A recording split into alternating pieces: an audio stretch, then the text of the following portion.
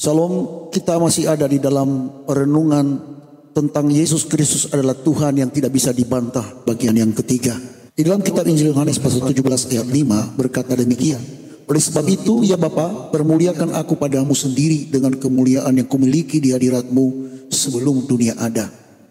Di dalam Yohanes pasal yang ke-17 ini adalah bagian dari doa imam besar Yesus, di mana Yesus berdoa untuk dirinya sendiri, para muridnya, dan semua orang yang percaya. Dalam ayat ini kita melihat Yesus meminta Bapa untuk memulihkan kemuliaan yang ia miliki sebelum dunia diciptakan. Di dalam nats ini memberikan wawasan penting tentang identitas Yesus sebagai Allah yang kekal, yang adalah bersama-sama dengan Bapa sebelum segala sesuatu yang ada. Ini juga menunjukkan bagaimana Yesus menyerahkan dirinya dalam misi penyelamatan manusia. Di dalam nats ini ada beberapa hal yang perlu kita renungkan. Pertama adalah kemuliaan Yesus yang kekal sebelum dunia ada, yaitu kekekalan Yesus dalam hubungannya dengan Bapa. Di dalam ayat yang kelima ini mengungkapkan bahwa Yesus telah ada bersama Bapa sebelum penciptaan dunia. Ini menunjukkan bahwa Yesus bukan sekedar nabi atau guru yang agung, tetapi dia adalah Allah yang kekal, pribadi kedua dari Allah Tritunggal. Di dalam Yohanes pasal 1 ayat 1 kita membaca bahwa pada mulanya adalah firman. Firman itu bersama-sama dengan Allah, dan firman itu adalah Allah. Firman yang dimaksud adalah Yesus. Dan ini menguatkan gagasan bahwa dia sudah ada dalam kemuliaannya bahkan sebelum dunia diciptakan. Yesus adalah firman Allah yang telah menjadi manusia.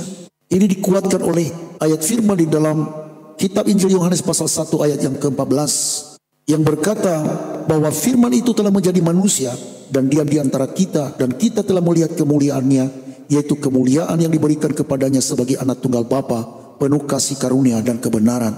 Selain daripada kekekalan Yesus dalam hubungan dengan Bapa, juga tersirat kemuliaan Yesus yang kekal.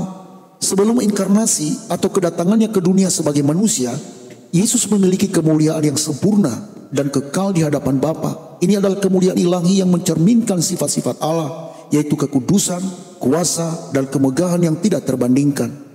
Namun dalam kasih-Nya yang besar, Yesus rela melepaskan sebagian dari kemuliaannya ketika dia datang ke dunia dalam wujud manusia.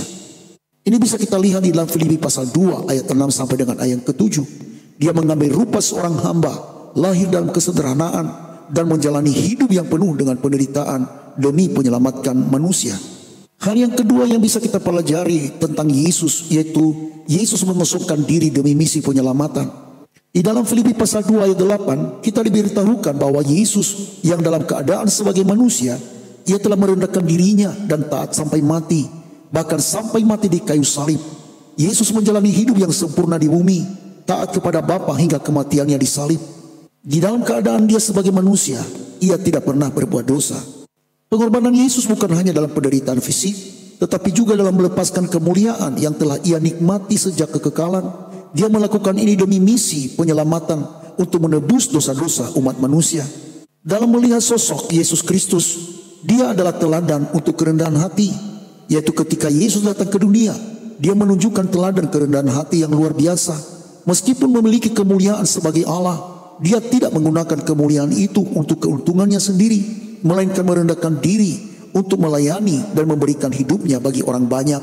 Di dalam kitab Injil Matius pasal 20 ayat 28 berkata demikian, sama seperti anak manusia datang bukan untuk dilayani, melainkan untuk melayani dan untuk memberikan nyawanya menjadi tebusan bagi banyak orang. Jadi kita sebagai pengikutnya dipanggil untuk meneladani kerendahan hati Yesus. Hidup Kristen adalah panggilan untuk mengikuti jalan salib, yang berarti melepaskan ego, kepentingan diri, ambisi pribadi, dan kepentingan duniawi lainnya untuk menjalani hidup yang menyenangkan hati Bapa di surga. Hal yang penting yang bisa kita pelajari tentang Yesus adalah Tuhan, yaitu bahwa pemulihan kemuliaan setelah pekerjaan Yesus selesai. Pemulihan kemuliaan setelah penyaliban dan kebangkitan. Kita lihat setelah pekerjaannya di bumi selesai, Yesus berdoa agar kemuliaan yang telah ia lepaskan dikembalikan. Permohonan ini mengarah kepada peristiwa setelah kebangkitan dan kenaikannya ke surga, di mana dia kembali kepada Bapa dengan kemuliaan penuh. Yesus sekarang duduk di sebelah kanan Allah Bapa dalam kemuliaannya sebagai Raja segala raja dan Tuhan segala Tuhan. Kita bisa lihat itu di dalam kitab Wahyu pasal 19 ayat 16. Kebangkitan dan kenaikannya menggenapi permohonan dalam Yohanes pasal 17 ayat 5 ini, di mana dia kini dimuliakan bersama Bapa. Yesus berdoa untuk dikembalikan kepada kemuliaannya yang kekal. Tetapi kemuliaan ini juga menjadi janji bagi kita. Di dalam Injil Yohanes pasal 17 ayat 24, Yesus berdoa agar semua orang percaya juga bisa melihat dan menikmati kemuliaannya yang kekal. Sebagai umat Kristus, kita dipanggil untuk hidup dalam pengharapan akan kemuliaan yang akan datang, di mana kita akan bersama-sama dengan Yesus di dalam kemuliaannya selama-lamanya.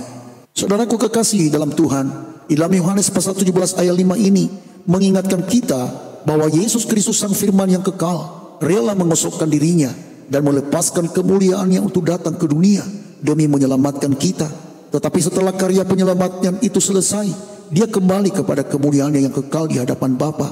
Ini mengundang kita untuk merenungkan kerendahan hati dan kasih Yesus yang begitu besar.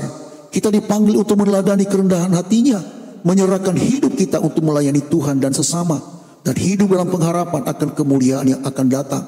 Kiranya hidup kita menjadi persembahan yang memuliakan namanya, sama seperti Yesus berdoa untuk dipermuliakan setelah menyelesaikan pekerjaannya, sehingga kita juga setia hingga akhir dan menerima kemuliaan kekal bersama-sama dengan Yesus Kristus Tuhan kita.